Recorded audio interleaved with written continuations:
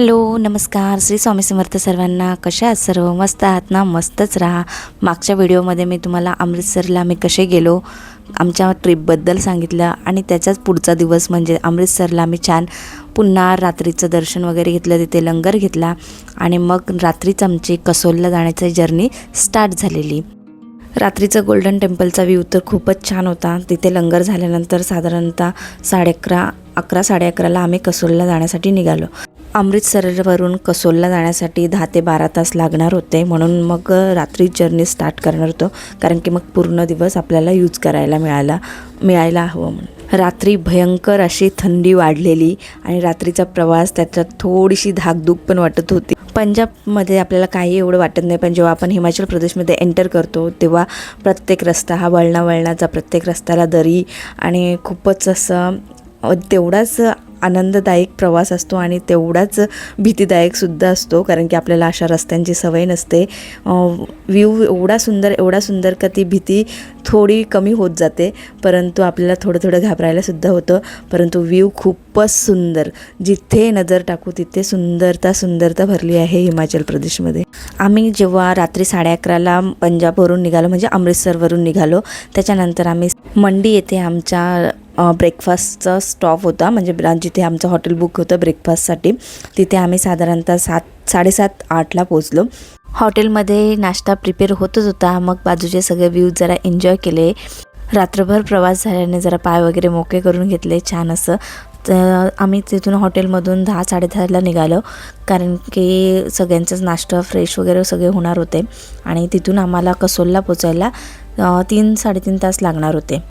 आणि त्याच्यात पण आम्हाला ट्रॅफिक वगैरे लागली, कारण की आम्ही जेव्हा मनालीला गेलेलो तेव्हाच बहुतेक तुम्ही न्यूजवर सगळ्यांनीच बघितले असेल, खूप बर्फ पडलेला, खूप ट्रॅफिक आणि म्हणजे रस्ते वगैरे जाम झालेले, म्हणून आपल्याला कसोलला पोचतानाही उशीरच झाला. कसोलबद्दल सांगायचं तर कसोल हे कुल्लू जिल्ह्यात वसलेलं कसोल या ठिकाणी मणिकरण हे विशेष आकर्षण आहे.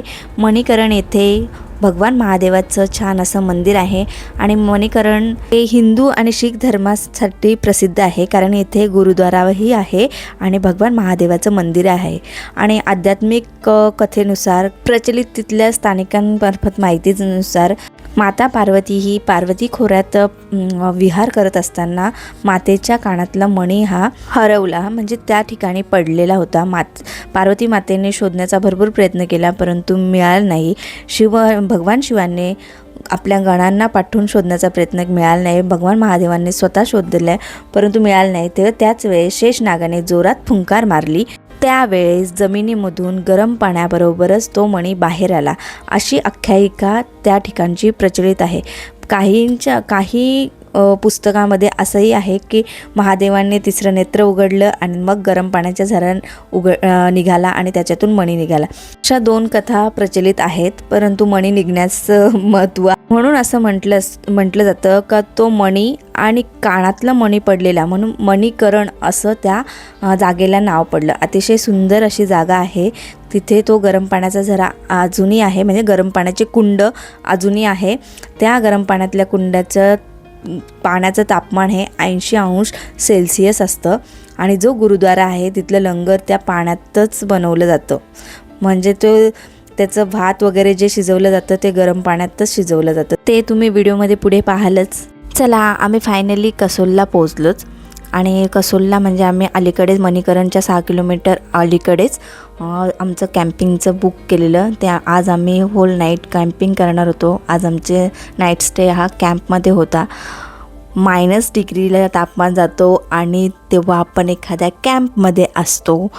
तो अनुभव पण एक थरारकच होता, म्हणजे खूपच तुम्ही आता शब्दातसुद्धा व्यक्त करू शकत नाही, कारण की आम्ही तिथे होतो त्यावेळेस -9ला गेलेला टेम्परेचर आणि त्याच्यानंतर मग आम्ही त्या कॅम्पमध्ये होतो.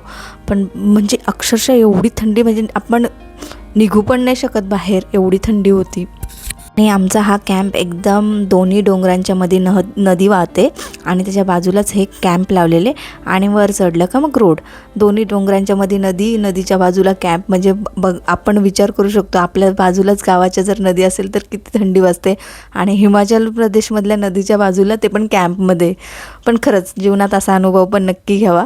कधी तुम्हाला चान्स मिळाला तर नक्की म्हणजे जेव्हा हिमाचल प्रदेशला जाल, कसोलला वगैरे ट्रेकिंगसाठी, ऋषिकेश वगैरे, तर नक्कीच अशा कॅम्पिंगचा अनुभव नक्की घ्या. ट्रेकिंग कॅम्पिंगचा नक्की अनुभव घ्या. आणि आता तुम्हाला मी दाखवते कसं होतं हे कॅम्प. याच्या आधी तुम्ही पाहिलंच, मी नदी तुम्हाला दाखवली. नदीच्या बाजूलाच म्हणजे कॅम्प आहेत, तिथे नदीच्या साईडलाच आमची जेवणाची व्यवस्था वगैरे होती. नंतर वर चढल्यावर असे छोटे मोठे सगळे असे टेंट होते आम्हाला. आम्ही आज टेंटमध्ये राहणार होतो. कितीही सुंदर असलं तरी तो टेंटच होता. म्हणजे जे आपल्याला रूममध्ये कशी गरमी वगैरे असते एवढी, तसं काही नव्हतं. पण तो पण एक थरारक अनुभव, आणि जीवनात असा अनुभव मैत्रिणीसोबत तर नक्की असावा. माझ्या अवताराकडे जाऊ नका, कारण की आम्ही डायरेक्ट थेट जे वाघा बॉर्डरवरून अमृतसरला गेलो. अमृतसरवरून निघालो डायरेक्ट. सकाळी थोडं फ्रेश होऊन फक्त इथे पोचलेलो.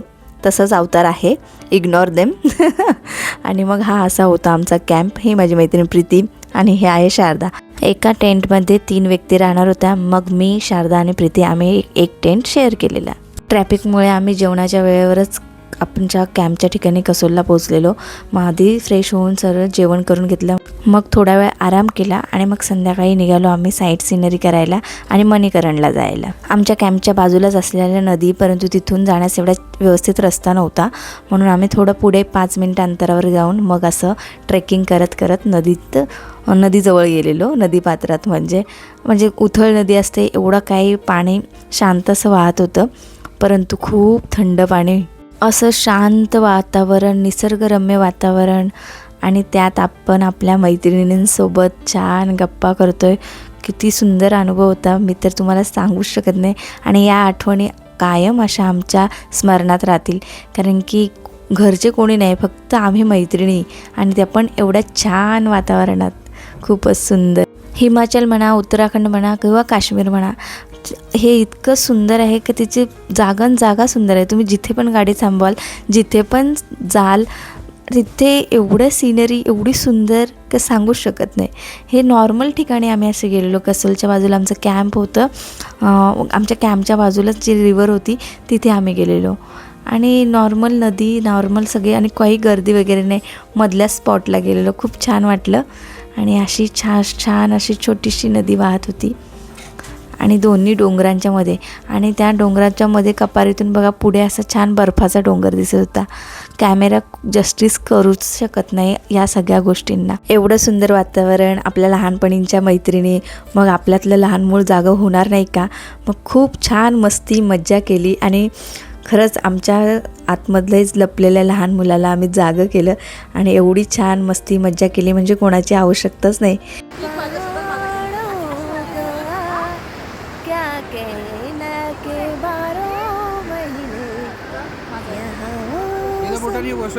मला काय एवढं छान गाता येत नाही, परंतु तिथलं वातावरण बघितल्यावर मला माझ्यातून ज्या भावना उसंबळून निघाल्या त्या काही लपवता आल्या नाही. मग असं छान असं गाणं म्हणून घेतलं.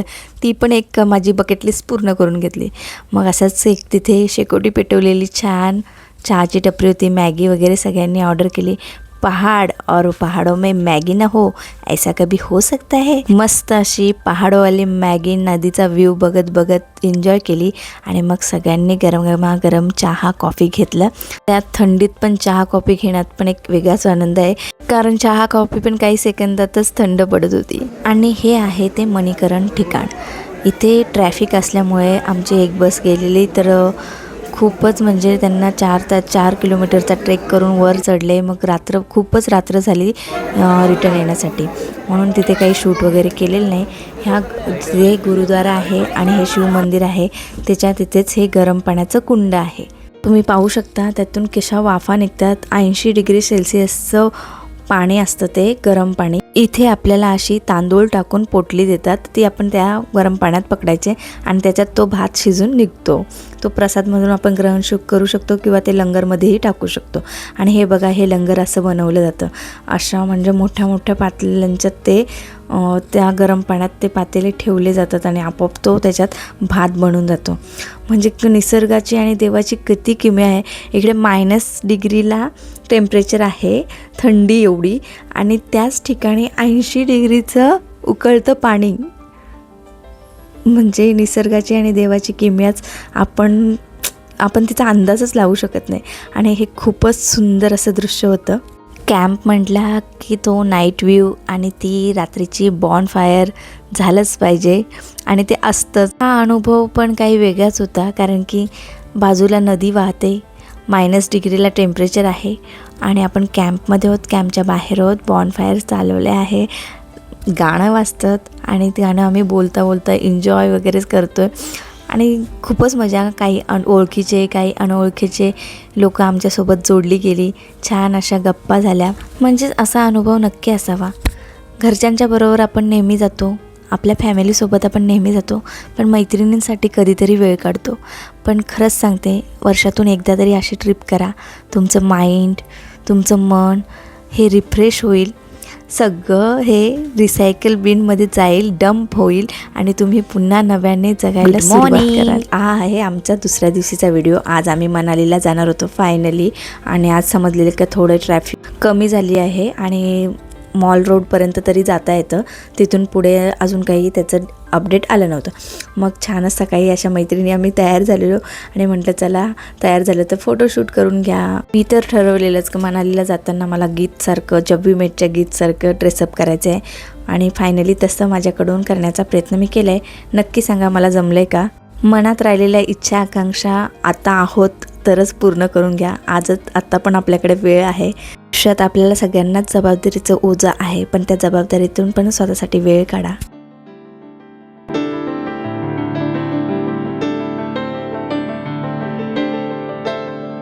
घरचे नाहीत म्हटलं का काय आणि मुलं पण सोबत नव्हती, म्हणजे काहीच अडवणूक नाही. स्वतः तयार व्हायचं आणि छान फोटोशूट करायचं, गप्पा करायच्या. बाकी 8 दिवस तर काहीच कामं नव्हती. छान अशा मेमरीज आम्ही कलेक्ट केल्या. आमचं छान असं सकाळीच आवरल्यामुळे आम्ही छान आधीच फोटोशूट करून घेतलेला. मग सगळे असे चहा नाश्त्यासाठी जमलेले. ही आहे टूर मॅनेजर आमची स्नेहल. मग आम्ही तिच्याशी डिस्कस केलं का मनालीला कसं काय आहे, जाऊ तू का आपण? तर ती म्हणाली का आपल्या हॉटेल तर मॉल रोडच्या अलीकडेच आहे, 2-3 किलोमीटर.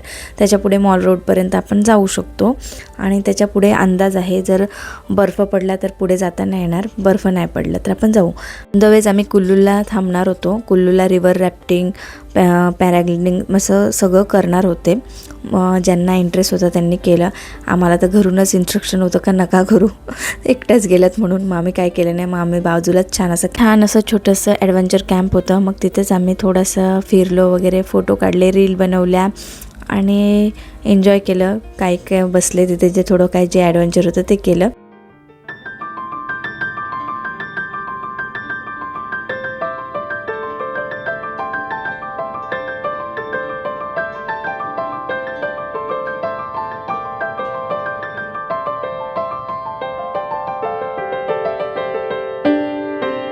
बाकीचे रिव्हर रॅफ्टिंग करून येईपर्यंत आम्ही तिथे वेळ घालवला आणि फायनली आम्ही मनालीला यायला निघालो. आणि फायनली आम्ही जो मनालीला जो हॉटेल बुक केलेला त्याच्यात आता एंटर केलेले आहे. तर स्टे ट्यून. तर मग भेटू पुन्हा नवीन अशा व्हिडिओमध्ये. तोपर्यंत सर्वांना श्री स्वामी समर्थ. Bye bye. आणि हो, व्हिडिओ शेवटपर्यंत पाहिल्याबद्दल धन्यवाद.